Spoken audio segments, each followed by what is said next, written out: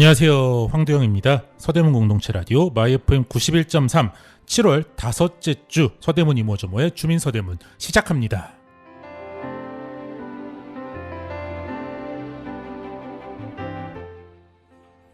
네, 저희 주민서대문 지난 한 주 서대문에서 일어난 다양한 소식들 전해드리는 프로그램이죠. 날이 너무 더워요. 그런데 흉흉하고 안 좋은 소식들이 많아서 마음은 또 왠지 차갑게 식는 것 같은 나날들입니다.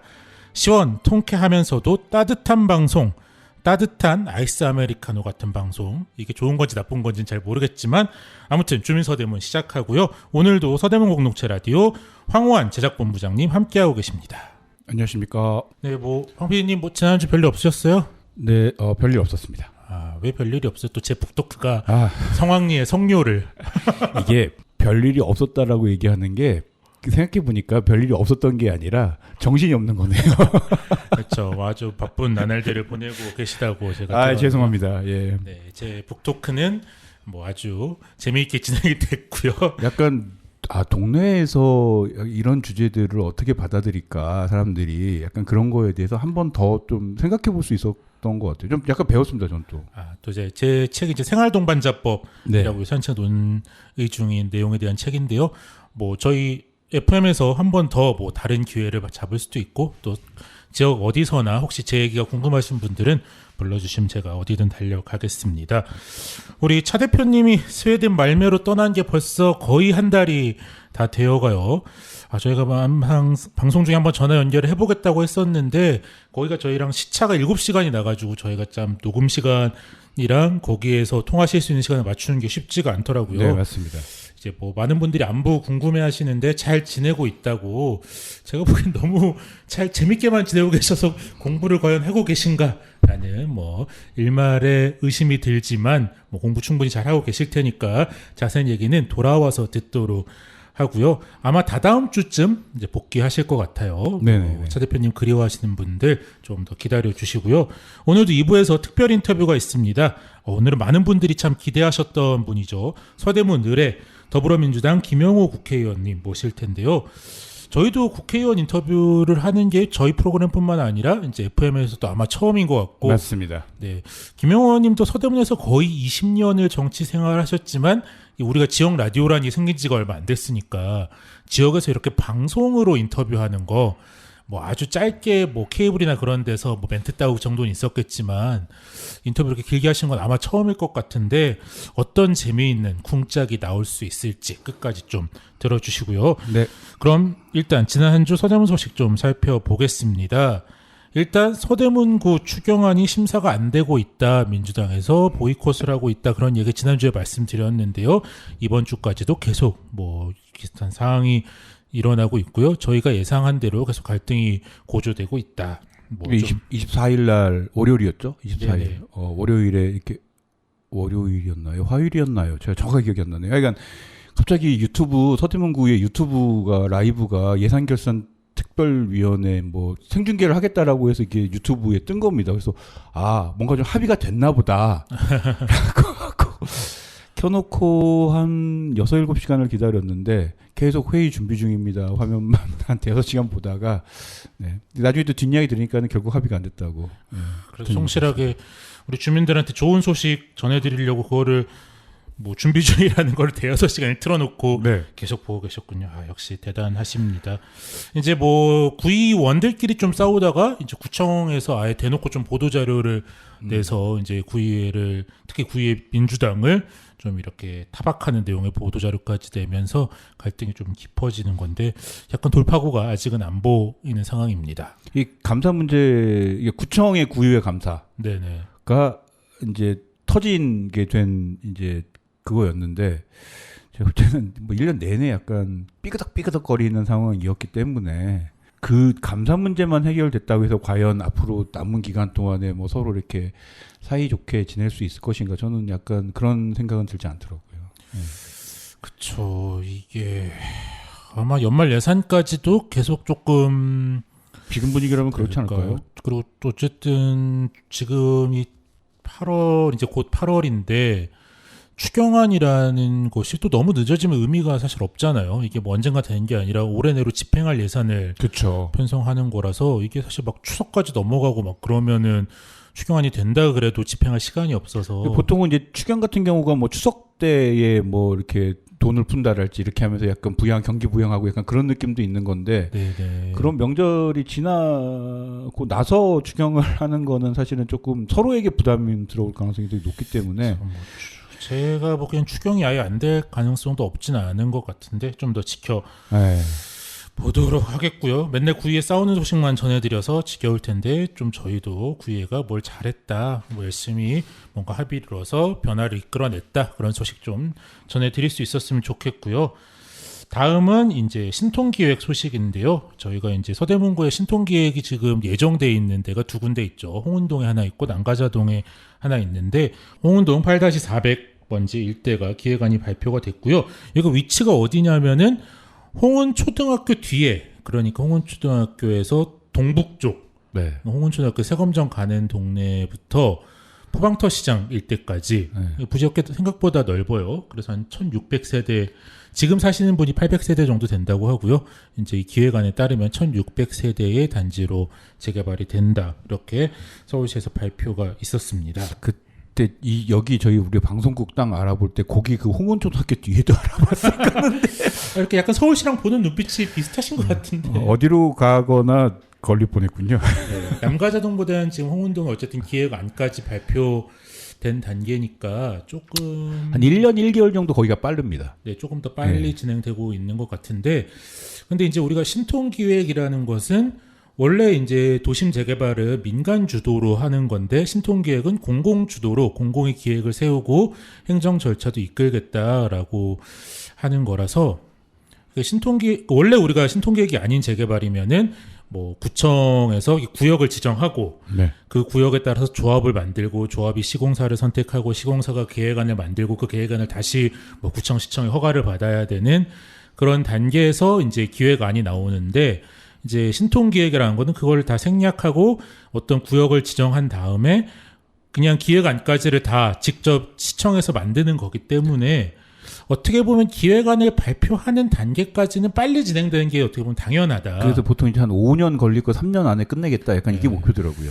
그렇죠. 어쨌든 뭐 조합을 만들고 조합이 또 시공사를 정해서 주민들의 의견을 들어서 그거를 시구청에서 허가를 받는 것까지의 절차를 시청에서 한꺼번에 하는 거기 때문에 시간이 여기까지는 빠른 건 맞는데 근데 뭐 시에서 하든 아니면 뭐 누가 나라에서 국가에서 하든 어쨌든 주민 동의를 받아야 되는 문제는 여전히 남아 있고 어떻게 보면은 조합이 시공사를 선정해서 계획을 만들 때는 그 시공사가 계획을 그릴 때부터 조합원의 이익을 잘 대변하고 조합원들이 바라는 것, 뭐 주로는 돈이겠죠. 돈이 얼마나 남느냐 그런 걸 최대한 뭐 규제가 허용하는 안에서 반영해서 만들기 때문에 이 시공사랑 조합들 사이의 이견이 크진 않은데 지금 이 신통기획의 기획안이라는 거는 시청에서 이 동네를 이렇게 만들겠다라는 거지 주민들의 뜻이나 주민들의 이익이 그렇게 사실 많이 반영되어 있는 아니라고 보기는 어렵거든요. 이게 지금 5년에서 이렇게 줄여주는 거잖아요. 네, 이렇게 뭐 네. 예를 들면 한 뭐 40% 가량을 줄여준다는 거기 때문에 그냥 줄여주는 게 아니라 예를 들면은 뭐 임대 아파트 숫자를 더 늘린다랄지 아니면은 그 아파트 안에 공공 뭐 이렇게 도로가 더 들어가야 된다랄지 약간 맞아요. 이런 그런 식의 공공 공익을 위한 뭔가를 더 이렇게 짧게 해주는 대신 내놔라. 약간 이렇게 되다 보니까 기존의 재건축이나 재개발처럼 이렇게 완전히 사익을 위해서 이렇게 쭉 달려가는 약간 그거와는 조금 더 다른 느낌을 받으시는 것 같아요. 그래서 어쨌든 이 기획안 다음에 정비계획 수립을 해야 되는데 이 정비계획 수립이 확정되려면 주민 3분의 2의 동의가 필요하거든요. 거기 살고 계신 분의 그렇죠. 주민 3분의 2의 동의가 필요한데 그러니까 여태까지는 그냥 시청에서 다 좋은 얘기만 하고 예쁜 청사진만 보여주면서 이쁜 그림을 그리는 것까지 이제 마무리한 거다. 그런데 이제 구체적으로 주민 동의를 받아야 되는 단계로 넘어가야 되기 때문에 여태까지는 어떻게 보면은 그냥 전문가들 있으면 이쁘게 그림 그리는 건 사실 뭐 기술적인 영역이기 때문에 빨리 할 수 있었는데 과연 주민 3분의 2 동의를 받을 수 있겠느냐? 지금부터는 약간 정치와 합의의 영역인데 네. 지금 다른 동네에서도 신통기획이 이 너머까지를 잘 못 가고 있어요. 그러니까 저희 동네만 해도 네네. 예를 들면 우리 동네 여기도 남가제동. 예, 30%의 동의만 얻으면 신통 개발의 후보지가 될 수 있습니다. 맞아요. 예. 그러니까 여기도 뭐 비슷했겠죠. 근데 여기서 이제 계획이 뭐 이제 확정이 되고 정비 계획안을 이제 뭐 만들어야 되고 그거를 이제 수립이 돼가지고 그거를 이제 주민들의 3분의 2 이상의 이제 동의가 필요한 거잖아요. 토지주 아니면은 그 건물주의. 네네. 그거는 이제 쉬운 문제가 아니죠. 이게 30%로 후보지 만드는 거는 어떻게 보면 조금 쉬운 문제였는데 3분의 2라는 굉장히 많은 절대 다수의 합의 동의를 받기 위해서는 엄청난 그 사람들의 그 이해와 욕구와 요구를 다 반영시켜야지 되는 거 아니겠습니까?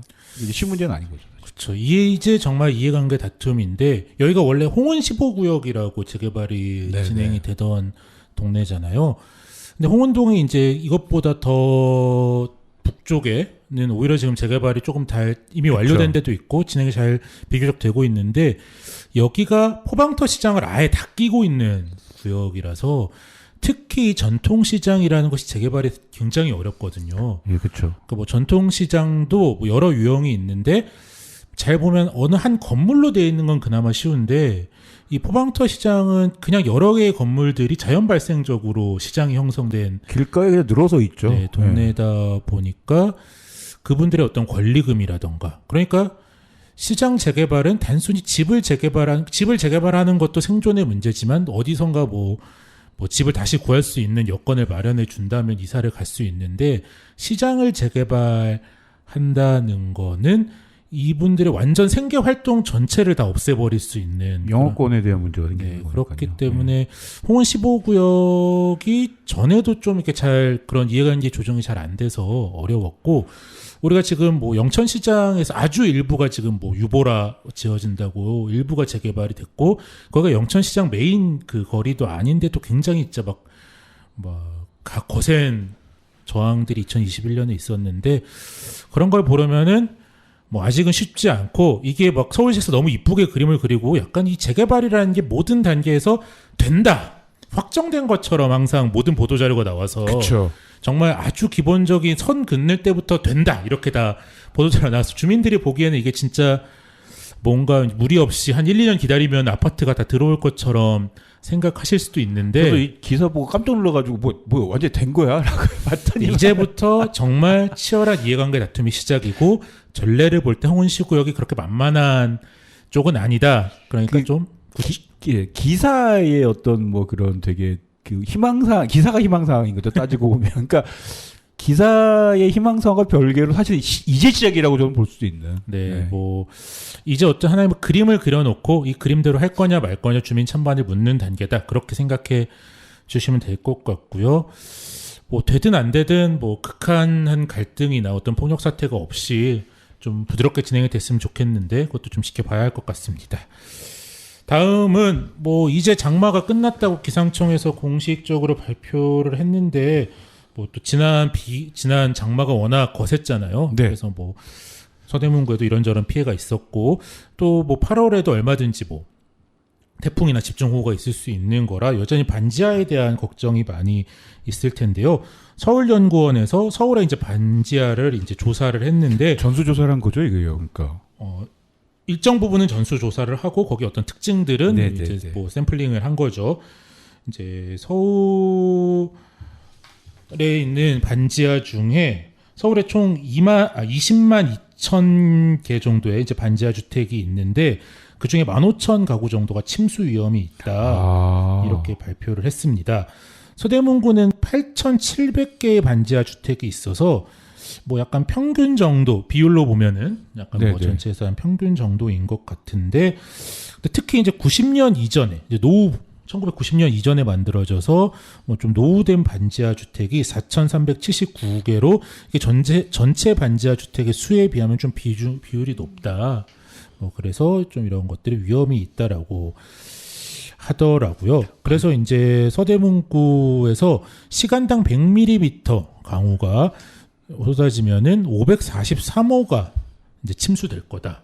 시뮬레이션을 했고, 근데 시간대 100mm 굉장히 많이 내리는 거긴 하지만 요새 보면 아예 없는 일은 아니에요. 그러니까요. 네네. 이거 뭐 불가능할 거다. 뭐 되게 그 엄청나게 드물게 일어날 거다 그렇게 생각 안 됩니다. 1년에 한 번 정도는 올 수 있는 비입니다, 이거. 그렇죠. 그리고 예. 또 차츰 기후 변화가 심해져서 우리가 기후를 예상하는 것이 어렵기 때문에 예. 시간당 100mm가 뭐 실제로 서울에서는 아직 뭐 잘 못 본 것 같지만 전국에서 뭐 일어나는 예. 경우들이 종종 있기 때문에 언제 우리 동네 일이 될 수도 있겠죠. 그것을 더 넘어서 시간당 120mm가 내리면 764가구가 침수될 수 있는 위험이 있다. 그 말은 반대로 말하면 자, 뭐 100mm 강우에 대해서 543구가 대비가 아직 안 돼 있고 위험에 방치되어 있다. 뭐 그런 뜻이겠죠. 그래서 뭐 비율로 보면은 아주 높진 서울의 평균에 비해서 아주 높은 편은 아니긴 한데 특히 이제 옆에 은평구나 그런 데에 비하면은 반지하 주택 자체가 그렇게 많지는 않다. 그리고 우리가 좀 급경사인 데가 많잖아요. 그쵸. 아무래도 좀 예. 지대가 높고 하다 보니까 비가 많이 오더라도 그나마 우리는 뭐 그렇게 아주 높은 비중은 아닌데 대신 조금 이 서울연구원에서 서대문구가 위험하다고 지적한 거는 그러니까 빗물이 집중되거나 뭐 정체가 역류돼서 급류, 토사, 산사태 등이 오히려 경사가 급한 지역에서는 위험이 있겠다. 그러니까 그냥 지형이 가만히 있는 상태에서 비가 자연적으로 흘려 내려가면은 그나마 조금 덜 위험한데 이게 급류토사 산사태 등의 침수 위험에서 어떤 이런 지형상의 변화 때문에 급격한 침수 위험이 있을 수 있다라고 했고요. 그래서 이제 서울시 개발 행위 허가 경사도가 18도 미만인데 그러니까 아주 가파른 거죠. 그러니까 집을 지을 수 있는 것 중에 아주 가파른 곳은 15도 이상의 지역을 보니까 서대문구의 반지하가 1904호가 반지하가 있었다라는 거고요. 우리가 이제 뭐 인명피해는 없긴 했지만 연희동에서도 얼마 전에 이런 일이 있었던 거잖아요. 그렇죠. 이제 뭐 산사태까지는 아니지만 이제 축대가 무너지는 산사태로 바로 이어질 수 있는 상황이 있었던 건데 그래 좀 이렇게 숫자로 보니까 좀 아찔한 기분이 들기는 듭니다. 그래서 뭐 성동구 같은 경우에는 이런 것들을 정비를 구청에서 나서서 뭐 전체적인 정비를 많이 했다 그런 보도를 저희가 또 전해드리기도 했었는데 서대문구는 아직까지 좀 잘 정비가 되고 있다 완벽하게 대응되고 있다 그런 느낌은 아닌 것 같아요. 추경핀가 되실라나요? 그러게 뭐 이런 거를 확실하게 해준다고 뭐 추경도 할 수도 있겠지만 그러니까요. 그렇죠. 여전히 좀 근데 뭐 반지하가 너무 쾌적하고 좋아서 사시는 분들은 당연히 없죠. 없죠. 그거는 너무 당연한 거고.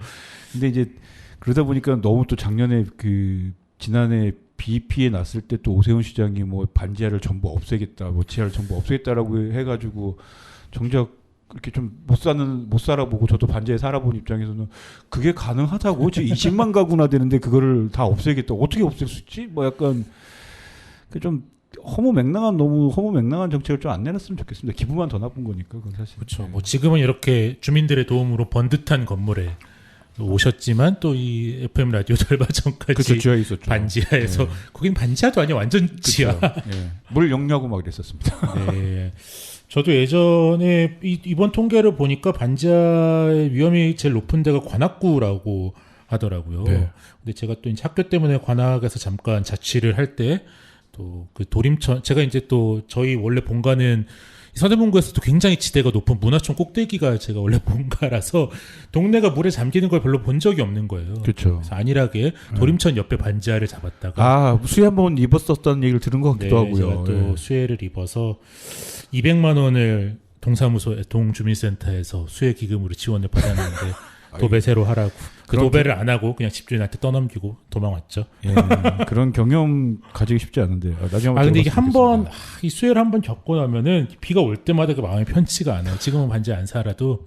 그리고 약간 이 물이라는 게 생각보다 되게 무서운 거잖아요. 그러니까 물 한번 잠기고 나면 사실은 쓸 수 있는 전기기구 같은 건 다 버려야 된다는 거 아닙니까? 우리가 생각처럼 뭐 물 다 퍼내면 끝 이게 아닌 거잖아요, 사실은요. 맞아요. 책도 많이 버리고 전기기구도 많이 버리고 그랬던 기억이 나네요. 좀 뭐 빨리 대응이 필요할 것 같습니다. 다른 보도 자료는 이번에 이렇게 아주 막 눈에 띄게 챙길 만한 거는 없었던 것 같아요. 네, 김영호 의원 특집이기 때문에 네, 조금 네. 보도 자료 이거는 이 정도로 정리하고 2부로 넘어가시죠. 네, 그러면 저희 잠깐 쉬었다가 2부 넘어갈 텐데요. 2개월의 넘버원 듣고 오겠습니다.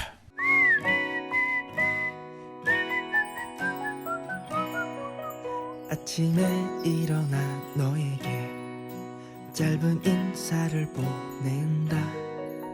아무리 멀리 떨어져 있어도 나는 널 생각하고 있어.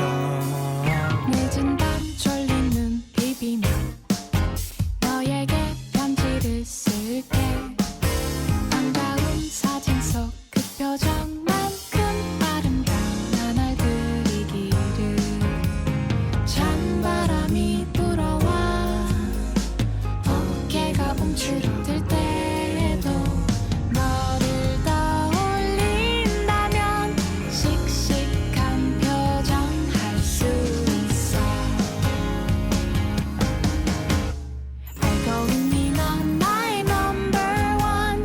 두근대는 맘은 아직까지 여기에. 언제까지나 my only one. 좋아한단 말은 나를 웃음 짓게 해. My number one, my only one. 때로는 지쳐 울어도 my number one. I want to be with you.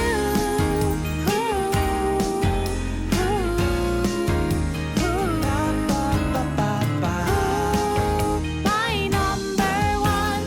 눈을 감은 이 꽃 곁에 있는 것 같아. 짠 하고 나타날게. 생각지 못한 어느 날 우연히 문득 뒤돌아봤을 때 그때 꼭 내가 서 있을게. 꼭 가서 껴안을게. 가장 반가운 얼굴로 눈물이 발칵 쏟아진다 해도 나는 강하게 웃을 거야. 혹시 오늘 너에게 서러운 일이 생긴다면 오래전 그날처럼 달려가 꼭 안아주고 알고 있니 넌 나의 number one. 두근대는 맘은 아직까지 여기에. 언제까지나 my only one. 좋아한단 말은 나를 웃음 짓게 해. My number one, my only one. 때로는 지쳐 울어도 my number one. I want to be, I'm still in love with you.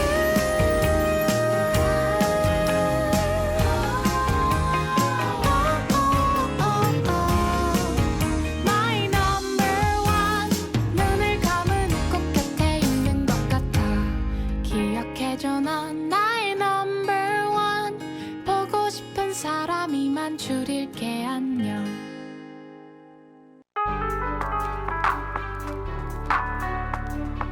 서대문 FM에서 여러분을 광고주로 모십니다. 동네 가게 홍보는 물론 축하 이벤트, 전하고 싶은 이야기까지 부담 없는 가격으로 제작, 방송해드립니다. 관심 있는 분들은 서대문 공동체 라디오 전화 010-6501-3779 010-6501-3779로 연락주세요. 네, 주민서대문 2부 시작합니다. 2부에서는 저희가 말씀드린 대로 더불어민주당 서대문을 김용호 국회의원님 모셨는데요. 서대문에서 김용호 의원님 모르시는 분 없겠지만 그래도 인사 좀 부탁드릴게요. 네, 반갑습니다. 청취자 여러분. 우리 서대문 라디오에 이렇게 초청해 주신 점 너무 감사드리고요. 다녀보니까 서대문 라디오가 너무 좋은 방송인데 아직도 많은 주민 여러분들이 모르고 계시더라고요. 그래서 저도 좀 앞으로 홍보 많이 할 거고요. 이 청취자 여러분들도 옆 사람들에게 좋은 방송 있다고 많이 홍보해 주셨으면 고맙겠습니다. 네, 김용호 의원님 모셨으니까 이제 또 이렇게 저희 격이 한번 또 올라가지 않을까 네. 생각을 하고요. 아니 뭐 약간 제가 김용호 의원님 그래서 근황이 어떠신가 기사 검색을 좀 해봤더니 네. 우리 또 김영우 통일부 장관 후보자가 동명이인이셔서 네. 아 근데 이게 또 뭐 좋은 분이 동명이인이면은 뭐 그나마 괜찮을 텐데 약간 여러 가지 악명을 좀 떨치고 계셔서 고생이 많으실 것 같아요. 지금 명예훼손으로 고발을 검토 중입니다. 농담이고요.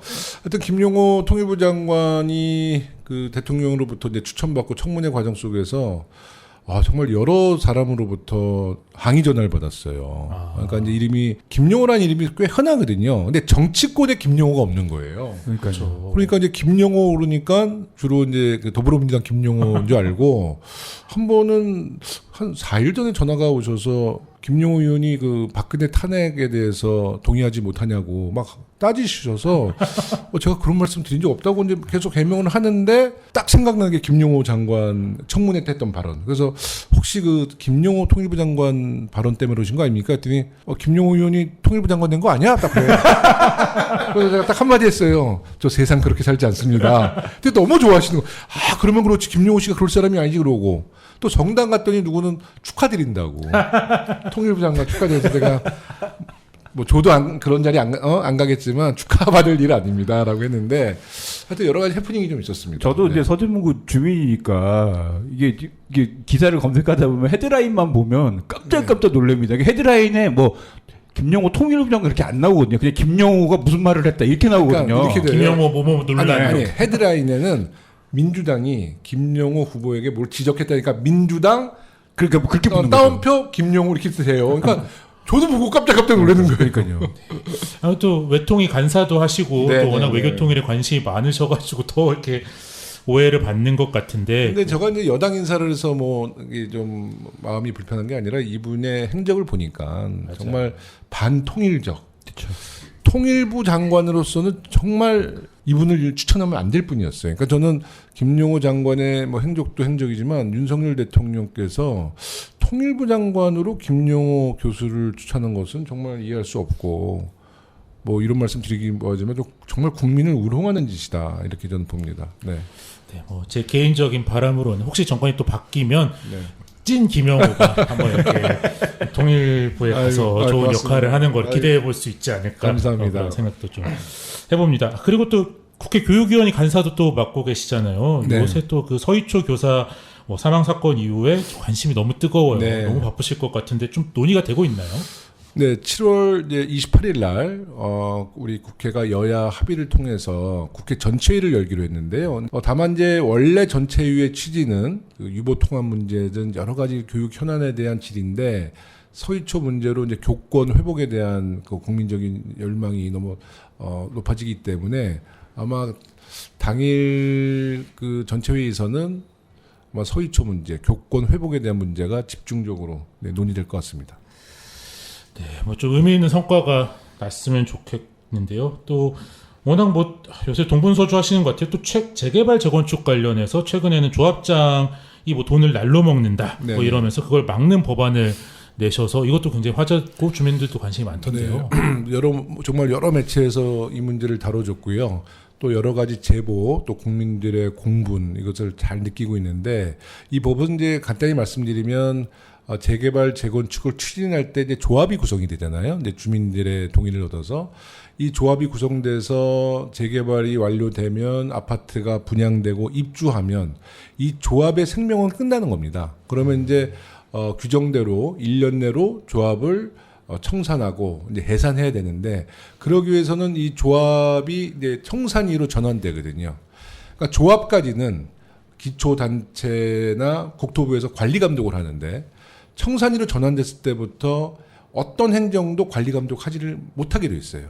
그러다 보니까 제가 전수조사를 했는데요. 2005년도부터 현재까지 전수조사 결과 약 380여 개의 조합 중에 청산위로 전환된 게 253개인데요. 정말 놀랍게도 한 15년 동안 청산하지 않고 청산위원장이 월급을 또박또박 받고 있는 거예요. 15년이요? 네, 15년 동안. 근데 저는 이제 이것을 월급이라고 말하지 않고 연금이라고 지금 표현하고 있어요. 네. 정확한 표현이네요. 네, 그러니까 청산위 연금을 꼬박꼬박 받는데 더 놀라운 거는 연금을 받는 결정도 그 청산위원장이 마음대로 할 수 있습니다. 심지어는 한 달에 1,000만 원 넘게 받는 사람도 확인됐습니다. 사실 아직 언론에다가는 이 얘기를 안 했는데요. 최초 공개. 네, 최초 공개인데요. 사실 우리 서대문 관내에도 여러 그 청산위가 있고, 뭐 전국에 약 253개.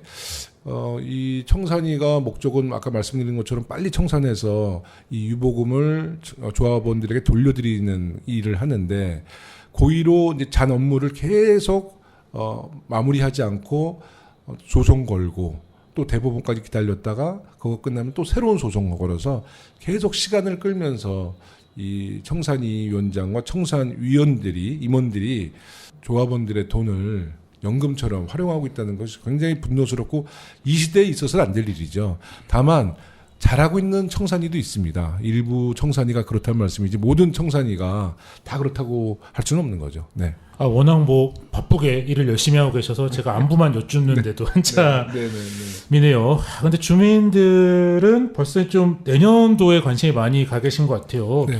21대 국회의원 임기가 1년도 이제 남지 않았고 그렇습니다. 선거는 이제 9개월 밖에 남지 않았어요. 이제 서대문 안팎에서도 이제 하반기부터 본격적으로 21대 국회 평가가 있을 것 같은데 스스로는 좀 지난 3년 어떻게 보고 계세요? 아, 정말 송구스럽죠. 국민들께 가장 송구스러운 거는 지난 21대 총선에서 우리 더불어민주당에게 역대 없는 180석이라는 정말 어마어마한 의석수를 주셨는데 정말 제가 국민들에게 제일 죄송한 거는 그 180석으로 다수의 국민들에게 박수받는 입법을 하지 못했다라는 것이 사실 제일 국민에게 미안한 부분입니다. 저희가 이번 22대 총선에서도 정말 이제 이 과반 이상의 의석을 달라고 국민들께 호소할 텐데요. 한편으로는 염치 없다는 생각도 들지만 그렇다고 해서 저희가 과반을 차지하지 못하면 정말 윤석열 정부가 지금 행태를 보여주는 건 반민주적인 국가 운영을 하는데 150석 과반 없이 그 반민주적인 행태를 야당이 막아낼 수 있을까 이런 좀 사실 마음의 부담도 있어요. 그래서 송구스럽습니다만은 이번 총선에서 정말 저희가 온 힘을 다해서 민주주의 사수하고 정말 대한민국이 바로 갈 수 있도록 한번 힘을 모아야 될 것 같다는 생각이 듭니다. 네. 그 말씀하신 180석에 대한 실망감이 사실 지난 대선과 지방선거에서도 좀 반영이 그렇습니다. 네. 돼서 이제 민주당이 선택받지 못했고 특히 이제 뭐 대선에서는 서대문만 보면은 민주당이 더 많은 표를 얻었지만 지방선거에서는 어쨌든 오랜만에 구청장을 빼앗기기도 해서 그것에 대한 좀 평가와 반성이 있어야 하지 않을까, 어떻게 달라질 거냐 그런 걱정들도 많으신 것 같아요. 네. 지금 뭐 윤석열 대통령의 뭐 정부 국가 운영에 대해서도 문제가 있지만 사실 이제 구청장도 이제 국민의힘 소속으로 바뀌어서 여러 가지 이제 철학이 다른 거죠. 국민의힘 구청장의 철학과 이제 우리 당의 철학이 다른 건데 뭐 대표적으로 뭐 주민자치회 뭐 조례 같은 경우도 저는 상상치 못하는 일들이 벌어지고 있는데 우리 또 우리 유권자들이 선출한 구청장이니 좀 답답하지만 이제 이런 문제를 지켜보면서 다행히도 이 구의회가 민주당이 다수 당이기 때문에 견제할 수 있는 좀 역할대로 해야겠다. 좀 우리가 오랫동안 여당 역할을 해서 그런지 좀 투쟁력을 많이 상실한 것 같아요. 제가 이제 우리 구의회 의원들께도 정말 이제는 정부도 바뀌었고 구청장도 바뀌었는데 그냥 우리가 발목 잡는 투쟁이 아니라 국민의 눈높이에 맞지 않는 여러 가지 좀 행정들을 또 국민들의 의견을 유권자들의 의견을 물어보지 않고 강행하는 여러 가지 정책 사업들 또 인사 문제도 상당히 심각해요. 제가 뭐 그래서 이런 문제를 구의회가 철저히 감시하고 견제하고 뭐 이래야 된다라는 주문을 하고 있습니다. 하여튼 우리 구청장이 강적이시더라고요. 네. 네. 그렇죠. 뭐 정치 경력도 기시고 그렇죠. 이번에 근데 특히 또 서울시당 위원장으로서 네네. 서대문을 넘는 서울 전체를 또 책임져야 될 그렇습니다. 네. 그런 막강한 역할을 맡으셨는데 뭐 전국 선거의 또 큰 흐름에 따라가기도 하겠지만 특히 서울 선거에서 이번에 좀 가장 큰 쟁점이 될 건 이거 같다. 그런 게 있으세요? 제가 이제 서울시당 위원장이기도 하지만 그 국회 교육위 간사를 맡고 있기 때문에 우리 서대문구뿐만 아니라 서울시를 다녀보면 이제 두 가지 사업에 가장 관심을 두고 계세요. 서울 시민들이. 뭐 강남은 좀 아니지만 이제 강북권은 주로 지하철, 도시철도 사업에 많은 관심을 갖고 있고요. 다음으로는 교육 사업입니다. 네, 교육 사업인데 제가 얼마 전에 조희영 교육감께 뭐 하나 요청드렸던 사업을 이것도 최초 공개지만요.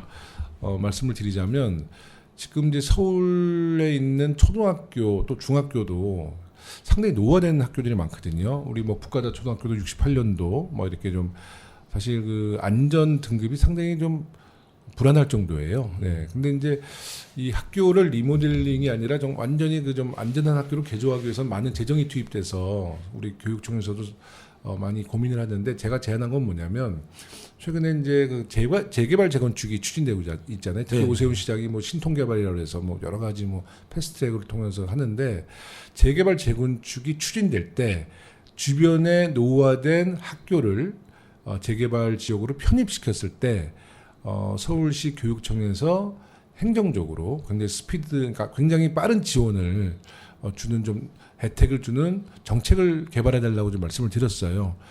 그렇게 되면 교육청은 노후화된 학교를 재개발의 힘을 빌려서 학교를 새롭게 건축할 수 있는 거고 또 조합 측은 아파트 단지에 초등학교가 들어오면 분양이 굉장히 잘 된다고 합니다. 그렇죠. 네. 그리고 요새는 상당히 인구가 이제 뭐 절감되는 상황 속에서 인구 절감 시대에 맞는 초등학교를 새롭게 설계해서 재개발 재건축 지역에 초중고를 새롭게 이제 신축하는 뭐 이런 제안을 했는데 이제 조영 교육감께서 굉장히 아주 적극적으로 검토해 주시고 있고 긍정적으로 검토해 주셔서 이런 정책이 좀 결정되면 조영 교육감이 그렇다고 해서 이제 더불어민주당 출신은 아니지만 하여튼 우리 당을 지지하는 많은 서울 시민들이 또 교육 정책에 대해서도 함께 지지해 줄 것이라고 좀 판단이 듭니다. 네. 정말 뭐 좋은 아이디어네요. 요새 이제 뭐 재개발이 안 된 동네에 초등학교가 남아 있는데 또 어린이들이 없어서 그 학교는 또 그 학교대로 공동화가 일어나고 또 재개발된 지역에서는 학교가 없어가지고 멀리 다른 동네에 있는 학교까지 다녀야 하고 예전같이 학생이 많으면 뭐 재개발되면 거기에 또 학교를 하나 새로 지을 수도 있는데 그러기가 어려운 상황이어서 너무 안타까운 게 이제 우리 서대문 라디오니까 제가 드릴 수 있는 말씀은 제가 이제 이 판단을 언제부터 했냐면 정말 10여 년도부터 했거든요. 북가다 초등학교, 영가 초등학교를 보면서 언덕에 있잖아요. 맞아요. 그러니까 예전에 선배들 보면 정말 옛날 임춘원 의원님이라고 전설의 국회의원 계시거든요. 우리 서대문구의 평민당 국회의원. 그 당시 그 의원님 때도 북가다 초등학교의 가장 큰 민원이 너무 언덕 위에 있어서 겨울에 아이들이 많이 다치고 힘들다. 그렇죠. 영가 초등학교도. 근데 이제 최근에 보면 그 지역의 6구역에 조합이 지금 이제 다 인허가를 받고 아파트를 추진하고 있거든요. 그래서 조합장님께 다시 말씀을 드렸어요. 북가다 초등학교랑 거의 경계선이니까 북가다 초등학교를 편입시키고 그 새로운 아파트 단지에 새롭게 북가다 초등학교를 재건축하는 게 어떻겠냐. 그럼 또 주위에 많은 주민들도 너무 좋아하시는데 이 조합장님께서 이 6구역이 한 10년 동안 추진하면서 뭐 예전에 막 빨간 깃발 걸어놓던 데가 바로 6구역이거든요. 저희 방송국 원래 있었던 곳이 6구역입니다. 네. 그렇죠. 그래서 거기가 너무나 주민들의 갈등이 있던 곳이야. 조합장님은 변수가 너무 두려운 거예요. 새로 설계해서 북가다 초등학교를 편입하기에는 너무 많은 변수가 있을 것 같으니까 다음부터 그런 말씀 하지 않았으면 좋겠다고 저를 설득하시는데 정말 지역을 위해서는 북가다 초등학교가 그 6구역에 참 편입이 되면 좋겠다는 생각도 하고 사실 그 난가대동 아이파크에도 영가초등학교, 연희중학교 편입했으면 너무 좋았을 뻔했어요. 그래서 아쉬움은 있지만 지금이라도 제가 조용 교육감에게 서울시에 이런 걸맞는 좀 초등학교, 중학교가 있으면 재개발 재건축 추진할 때 편입해서 함께 개발하는 게 좋겠다 이런 이제 의견을 드린 거죠. 네. 네, 그것도 좀 진행되는 게 있으면 저희가 또 보도를 하거나 뭐 인터뷰를 감사합니다. 부탁드리거나 해보겠습니다. 좀 주민들이 궁금해하는 현안 사업들 몇 가지 좀 여쭤볼게요. 네. 일단 이 경전철 서부선 이 102번 역사 문제로 좀 계속 시끄러운 건데요. 일부에서는 이게 원래 계획상으로는 명지 전문대 앞에 여기 생기는 건데 뭐 민주당에서 좀 대응을 잘 안 해서 이게 은평구 능암초등학교 앞으로 계획이 바뀐 거다 이런 주장들이 있어요. 뭐 사실관계가 너무 다르게 얘기해서 좀 헷갈리는데 대체 그래서 사실관계부터 좀 따져봐야 될 것 같아요. 이 문제의 주무부처는 서울시거든요. 네네. 사실 저도 굉장히 안타깝게 생각하죠. 저도 지난 제 총선 때 공보물의 공약은 충암초였습니다. 아, 네네네. 네. 충암초는 행정구역은 은평구예요. 네. 그래서 이 서대문의 경계 충암초에 있으면 서대문 주민들도 상당히 좀 접근성이 좋기 때문에 했는데 이제 어느 순간부터 거기 그 아파트들이 이제 입주를 했어요. 그래서 이 아파트 입주자분들이 이제 저에게 문제 제기를 한 겁니다. 그래서 이게 명지전문대역이 아니었냐 원래 왜 은평구로 갔냐 해서 제가 그걸 서울시에 다 확인을 했어요. 그래서 이제 서울시에 받은 공문과 그 내용을 이제 주민들에게 공유를 했는데 주민의 입장에서는 집 앞에 당연히 역사가 들어오는 것을 환영하죠. 근데 이제 주무부처에서는 단 한 번도 변동하지 않았다는 이제 우리가 입장을 확인을 했거든요. 서울시에서는 애초부터 응암주민협회 이거는 뭐 오세훈 시장도 시정 질의 때 그렇게 답변을 했고요. 근데 제가 제일 이제 좀 유감스러운 거는 저는 뭐 단 한 번도 공식적으로 구청장 얘기를 한 적은 없습니다만은 구청장이 주민 뭐 총회나 정말 여러 가지 통장단 회의든 정말 수십 번을 공개석상에서 102번 역사는 원래 서대문 관내의 명지전문대인데 2020년도에 김영호 의원, 박주민 의원, 박원순 시장이 마치 그것을 뭐 담합해서 은평구에 넘겼다라고 거짓말을 하는 거예요. 아니 제가 당사자인데 제가 그런 적이 없는데 어떻게 구청장이 그것도 구청장은 정치 중립을 지켜야 될 의무가 있습니다. 그렇죠. 네, 그러니까 국회의원과 달라요. 구청장은 선출된 직후부터 공무원이에요. 근데 근무 시간에 통반장 다 동원해서 김용우 의원이 뭐 2020년도에 뭐 박주민이랑 마치 박원순이랑 짜가지고 그 역사를 은평구에 넘겼다. 제가 정말 정신병자입니까? 이성원 구청장이 서부경찰청 공청회라는 네. 그것도 상당히 문제가 있는 공청회죠. 저희 방송에서 다뤘습니다. 네. 그거. 그 공청회에서 그렇게 얘기했거든요. 그래서 여러 차례 회의를 했다고 하는데 박주민 의원도 이 문제에 대해서 아마 법적 대응도 검토하는 것 같아요. 왜냐하면 저나 박주민 의원이 그런 적이 없어요. 없는데 본인이 자꾸 저희 보고 했다는 거니까 그 진실은 저희가 하는 거지 구청장이 하는 건 아니잖아요. 다만 제가 이런 거를 뭐 현수막이나 그렇게 홍보를 안 한 이유는 정말 제가 서대문 유권자에 대한 저의 그냥 마음가짐이에요. 아니 국회의원과 구청장이 당도 다르는데 거기서 뭐 옥신각신 틀렸다 맞았다 이렇게 좀 불편한 관계를 주민들께서 아시게 된다면 마음 불편하시죠. 그래서 제가 정말 오늘 처음으로 이제 구청장에 대한 발언도 공식적으로 하는데 이거는 구청장이 공직자로서 해서는 안 될 행위다. 이거는 잘못하면 공무원의 정치 중립을 위반하는 행위다. 저는 이런 우려를 갖고 있습니다. 네. 뭐 의원님 말대로 뭐 사실관계를 떠나서 어쨌든 싸우는 것 때문에 서부선 전체 좀 착공이 지연되는 것 아니냐, 혹시 뭐 그런 우려들도 많이 하시죠. 글쎄 말입니다.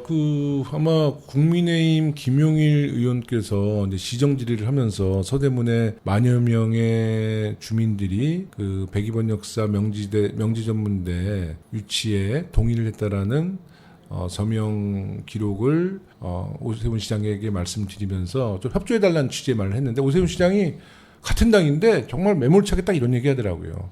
그러니까 서대문 주민 10,000명한테 서명 받을 때 역사가 이전되면 2년 이상 연기된다는 사실을 공지했습니까? 그러니까 이제 김용일 의원도 뭐 그 발언에 대해서는 답변을 제대로 못하는 거죠. 공지 안 했거든요. 그리고 제가 서울시 관계자도 만났고요, 두산건설도 만났는데. 지금 이성원 청장이 얘기하는 부분과는 상당히 다른 부분을 얘기하고 있어요. 제가 뭐 이 자리에서 공개를 못 하겠습니다만은 102번 이 정류장과 관련해서는 두산건설안을 자꾸 주장하거든요. 그거는 사업이 확정되기 전에 그러니까요. 여러 건설사에서 이제 그 자기들이 어떤 사업을 하고 제안을 한 거예요. 근데 그 제안한 일부예요. 그러니까 그걸 가지고 자꾸 이제 그게 근거다라는 거죠. 두산건설에서는 사업을 낼 때 두산건설에서는 그 명지 전문대 안으로 냈었다. 원래 그거였는데 이게 어느 순간 뭐 사라진 거다라는데 제가 해본 사회경험상에서 회사에서 이거를 내는 거가 과연 어떤 근거로서 굉장히 강력한 무기가 될 수 있는지에서 저는 잘 모르겠는데 어쨌든 구청에서 계속 그걸 주장하고 있거든요. 그러니까 두산건설안을. 그렇죠. 우리도 여기 영부인님 일가의 땅이 있었으면 좀 빨리 진행이 됐을까요? 근데 더 재밌는 거는 지금 우리 구청장은 서울시를 감사 청구하겠다는 거예요. 그러니까 지금 너무 재미난 일이 벌어지는 게 지금 구청장이 구의회를 감사 청구하고 있거든요. 감사하고 있거든요. 그렇죠. 예. 그리고 요즘에 경로당을 다니면서 서울시에 감사 청구 동의서를 받고 계시대요. 근데 구청과 시청은 뭐 상하 관계라고 할 수는 없습니다만은 이거는 개가 사람을 무는 게 아니라 사람이 개를 무는 꼴이거든요. 구의회의 존재가 구청을 감시하기 위해서 있는데 구청장이 자기를 고발했다고 구의회를 감사한다는 것도 참 저는 이런 행정은 경험하지 못한 행정이다 이런 말씀을 드립니다. 네. 그런데 이제 서부선보다 더 오리무중인 게 사실 광북 횡단선인 네.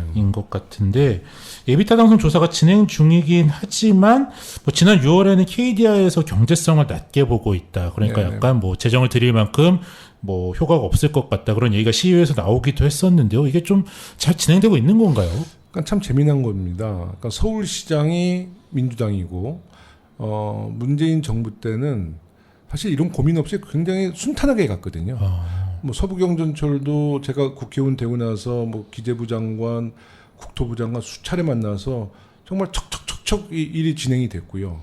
그래서 뭐 상당히 이제 우리가 이제 착공의 시간까지 이제 맞이하게 됐는데 강북 횡단선도 재정 사업이었기 때문에 굉장히 속도감 있게 나갔어요. 근데 갑자기 이제 총선을 앞두고 서부경전철이 올 3월 달에 서울시에서 저에게 준 공문입니다. 사적인 게 아니라 공문은 올 12월 달에 착공을 예정합니다라고 분명히 공문을 보내왔고 우리가 이제 또 질의를 했어요. 그럼 혹시 변수가 있습니까?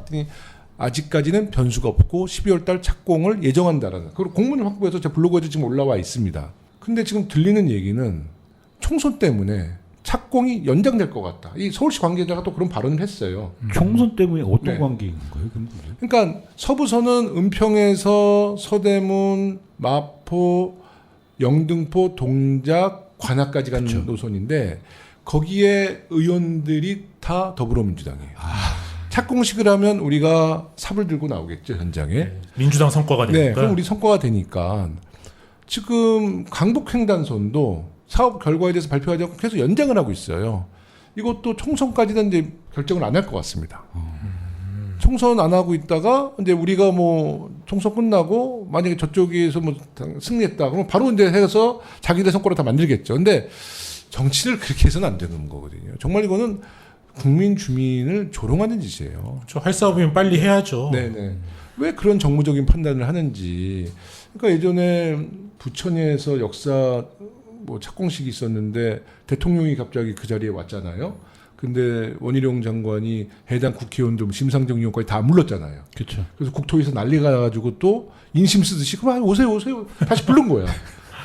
지역구 행사인데 야당 지역구 의원들 안 불렀죠. 야당 국회의원 아무도 안 부르고 그 여당의 당협위원장들은 다 부르고. 실무자가 안 불렀다고 또 핑계 네. 대가지고. 뭐 이런 거, 뭐 지금 말 한마디면 뭐 노선도 없어지고 고속도로도 없어지는 세상 아니에요.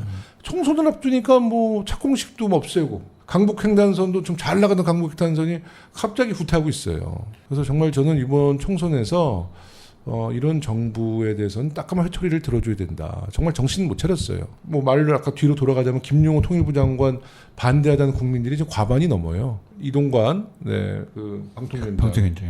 예, 뭐 지난주에 임명이 되셨죠. 예. 예, 지난주에 이제 임명이 됐는데 국민들을 두려워한다면 어떻게 두 사람을 임명합니까? 그렇죠. 많은 논란이 있는데.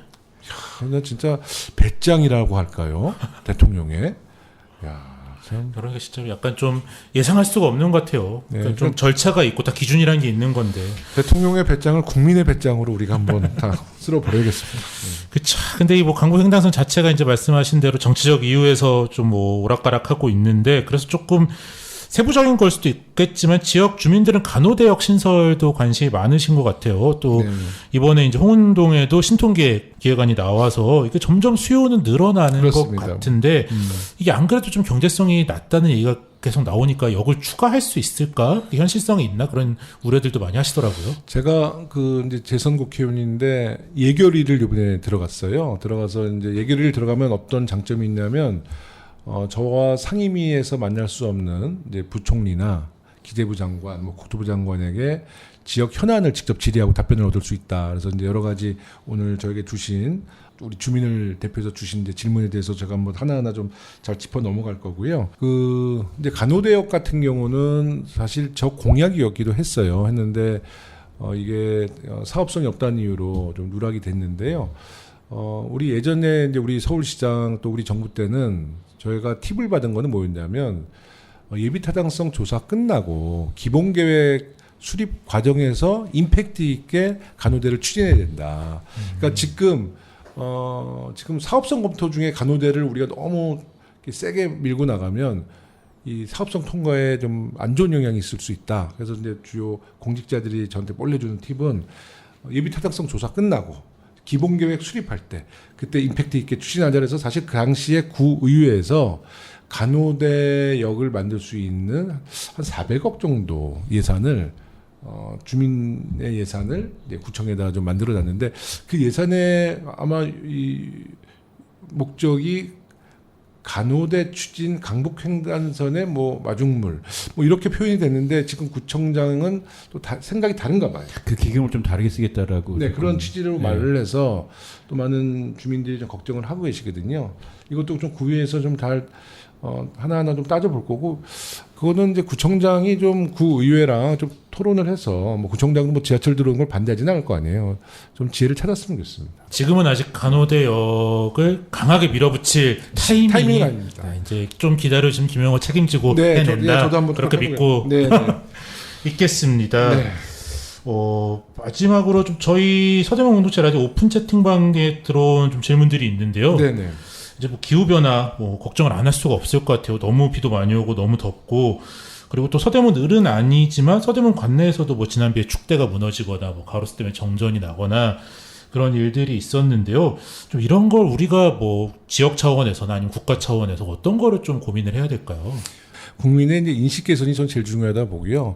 사실 제가 이제 서대문 라디오에 가장 거는 기대가 뭐 기후 위기 환경 속에서 여러 가지 재난이 발생하는데 정말 우리 라디오가 그런 재난에 있을 때 서대문을 정말 맞춤형 그 재난 방송을 정말 좀 잘 해주신다면 우리 주민들의 안전에 정말 큰 도움이 될 거라 봅니다. 그래서 이제 그러나 재난이 터졌을 때 주민들이 당장 생각나게 해줘야 되거든요. 주민들 라디오 주파수 맞추고. 근데 거기까지 가기엔 아직 우리가 좀 먼 것 같아요. 또 방송국의 역사도 아직 짧고.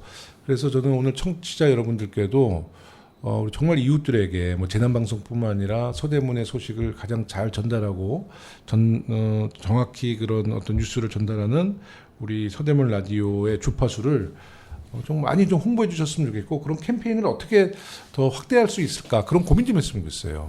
저희가 또 열심히 네. 하고 있는데 여러 예산도 좀 부족하고. 예산은 어디서 받습니까? 방통이죠, 저희 이제. 방통이. 그러면 이 방송에서 이동관 까면 안 되겠네. 설마 위원장님께서 그렇게까지 치사하게 하진 않. 관심도 없을 것 같아요. 네, 그리고 또 안테나도 더 많이 세워야 되는데 법적으로 그런 것들도 좀 그래요? 되더라고요. 네.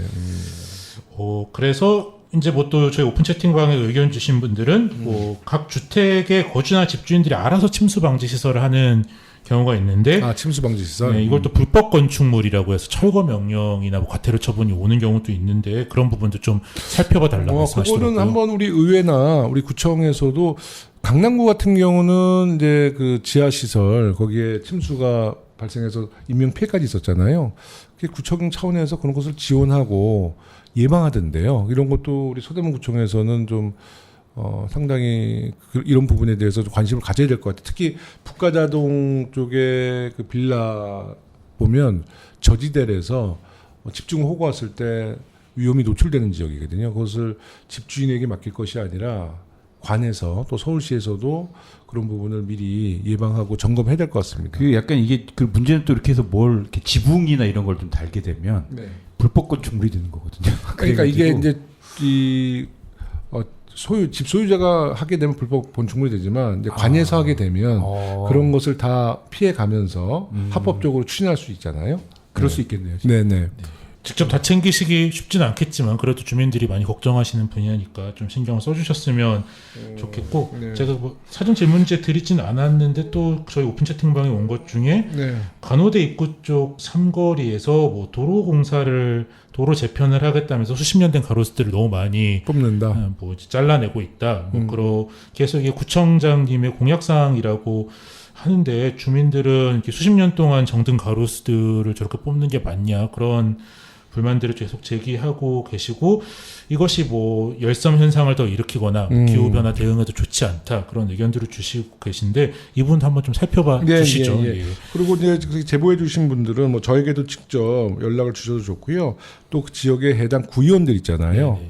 그러니까 사실 국회의원이 구청을 뭐 관리 감독하는 사람 아니라서 이럴 때 바로 구의원들을 잘 활용하셔야 됩니다. 네.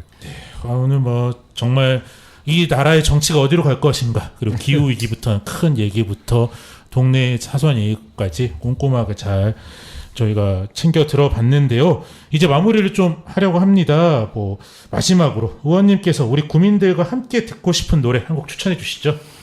네, 저도 음악을 참 좋아하는데요. 이게 너무 좀 예전 노래라고 생각할 수도 있겠습니다만 80년도 후반부터 90년도 초반 가수 이문세 씨가 상당히 그때 인기가 있었을 텐데요. 광화문 연가라는 노래가 있습니다. 네. 참고로 서대문갑 국회의원 우상호 선배의 애창곡이기도 합니다. 근데 직접 들으면 노래는 잘 하지는 못해요. 하여튼 광화문 연가 들으면서 이 더위를 조금 잠시라도 잊어주셨으면 좋겠습니다. 네. 뭐 올타임 명곡이죠. 자 그럼 광화문 연가 듣고 저희는 뭐 마무리하겠습니다. 김영호 의원님 바쁜 시간 내주셔서 다시 한번 감사드리고요. 고맙습니다. 예, 저희는 다음 주에 돌아오겠습니다. 안녕. 아이고,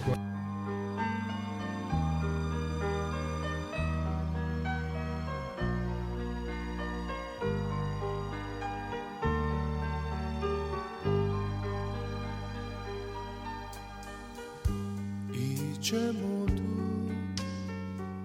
세월 따라 흔적도 없이 변하였지만